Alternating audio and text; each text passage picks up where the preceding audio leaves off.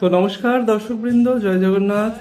আজ শুভ রথযাত্রা, ভগবান শ্রী জগন্নাথের দিব্য রথযাত্রা এবং ভগবানের দ্বাদশ যাত্রার মধ্যে অন্যতম রথযাত্রা। তো রথযাত্রায় ভগবান জগন্নাথ শ্রীক্ষেত্রে আজ রথে চড়বেন। রথে চড়ে আমাদের বাঙালিদের মতে তিনি যাবেন মাসির বাড়ি। ওড়িয়া কিছু মতে আছে ভগবান যাবেন তার মায়ের কাছে, গুন্ডিচা দেবী তার মায়ের কাছে জগন্নাথ যাবেন, ফিরবেন। আর বৃন্দাবনের কিছুটা ধারা অনুযায়ী ভগবান জগন্নাথ সাক্ষাৎ দ্বারিকাধীশ, তিনি এই 9 দিন শ্রীমতীর কাছে ফিরছেন লীলা বিলাস করবেন বলে। তো যাই হোক, যে যেটা মানে, যে কারণেই হোক, ভগবান আজকে রথে উঠবেন। উঠে তিনি যাবেন গুন্ডিচায়। তো আমার ভগবান বাড়িতেই থাকেন, আমার ভগবান তার রথে বেরোন না। আর শুধু আজকে জগন্নাথের রথযাত্রাই নয়, আরও একটি বিশেষ তিথি, বিশেষ দিন আজকে আমার কাছে। তো সেটা হচ্ছে আমার যুগলের আজকে প্রতিষ্ঠা দিবস। 2018 সালের এই রথযাত্রার দিনেই যুগলকে, তখন তো পুজো আর্চা কিছুই জানতাম না, ওই নিয়ে এসে দই দিয়ে অভিষেক করে প্রথম সেবা শুরু করি আজকের দিনে। তো আজকে আমার যুগলের প্রতিষ্ঠা দিবস এবং জগন্নাথের দিব্য রথযাত্রার দিন আজকে। এছাড়াও আজকে যে ভগবানের অঙ্গরাগ হয়েছে, সেই অঙ্গরাগ দর্শন করাবো। অঙ্গরাগ যে নতুনভাবে হয়েছে, সেই অঙ্গরাগের এই দর্শন এই প্রথম করাচ্ছি, এর আগে আমি দর্শন করাইনি। তো ভগবানের এই নতুন রূপ কেমন লাগছে অবশ্যই জানিও কমেন্টে। আর ভগবান যে নতুনভাবে সেজেছেন, এটা সম্পূর্ণটাই আমি করেছি। চোখ মুখ আঁকাটা বিশেষ করে বাপি করেছে, সম্পূর্ণ পুরো শরীরে রং করা, প্লাইমার করা, রং করা। বিশেষ করে তো জগন্নাথ, বলদেব, সুভদ্রা, সুদর্শন, এনাদের আগে অয়েল পেন্ট ছিল, সেটাকে ঘষে তুলে পরিষ্কার করে পুনরায় এই নতুনভাবে অঙ্গরাগের জন্য প্রস্তুত করা। তো সম্পূর্ণটাই অঙ্গরাগের পর এই প্রথম দর্শন করাচ্ছি, দর্শন করতে থাকো। আর আজকে আমার ভগবানের দুপুরের ভোগও দর্শন করাবো। আজকে যেহেতু একটু বিশেষ তিথি, তাই বিশেষ ভোগ হচ্ছে সামর্থ্য অনুযায়ী। আর ভগবানের কাছে প্রার্থনা প্রতি বছরই করি, এবছরও করব।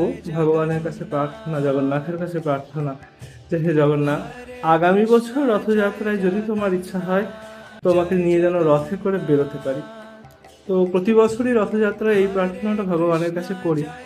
তো যেহেতু আমার এখনো রথযাত্রা বের করার মতন বা ভগবানের ইচ্ছা হয়নি যে আমার জগন্নাথ তিনি রথে করে বেরোবেন, এই ইচ্ছাটা আমার জগন্নাথ এখনো করেনি, সেই জন্য আমি স্নানযাত্রা বা কিছু সেইভাবে পালন করিনি, স্নানযাত্রার কোনো ভিডিও দিইনি। আজকেও আমি ভিডিও করতাম না, জগন্নাথকে দর্শন আমি আজকেও করাতাম না, আজকের এই ভিডিওটাও হতো না।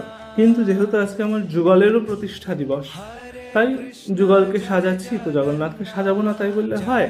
ও জগন্নাথকে সাজাচ্ছি, তো আমার বগুকে সাজাবো না, ভবকে সাজাবো না? এই করতে করতে সবাইকেই সাজানো হয়ে গেছে, সবাইকেই আজকে অর্চনা করলাম।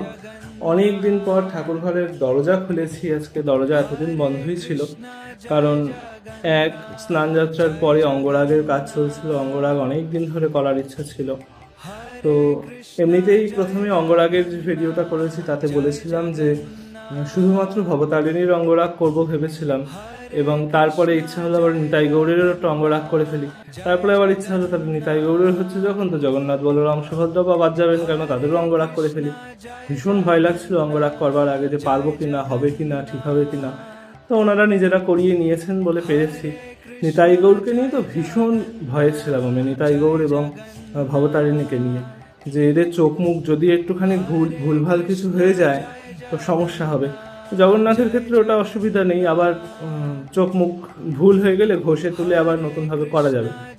কিন্তু ভবতারিণী এবং নিতাই গৌড় যেহেতু মৃন্ময়ী বিগ্রহ, মাটির বিগ্রহ, তাই জন্য ভীষণ ভয় ছিল। তো যাই হোক, এনারা করিয়ে নিয়েছেন, দর্শন করতে থাকো, সাথে থাকো। আর যদি নতুন হয়ে থাকো আমাদের এই পরিবারে, তো অবশ্যই সাবস্ক্রাইব করে পাশে থাকার অনুরোধ রেখে গেলাম সকলের কাছে। তো চলো আস্তে আস্তে এবার ভোগ দর্শন করাই।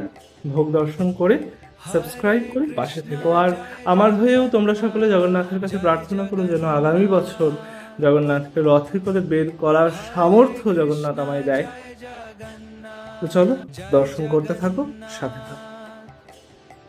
জয় জগন্নাথ, হরে কৃষ্ণ জয় জগন্নাথ, জয় জগন্নাথ, হরে কৃষ্ণ জয় জগন্নাথ, জয় জগন্নাথ, হরে কৃষ্ণ জয় জগন্নাথ, জয় জগন্নাথ, হরে কৃষ্ণ জয় জগন্নাথ, জয় জগন্নাথ, হরে কৃষ্ণ জয় জগন্নাথ, জয় জগন্নাথ, হরে কৃষ্ণ জয় জগন্নাথ, জয় জগন্নাথ, হরে কৃষ্ণ জয় জগন্নাথ, জয় জগন্নাথ, হরে কৃষ্ণ জয় জগন্নাথ,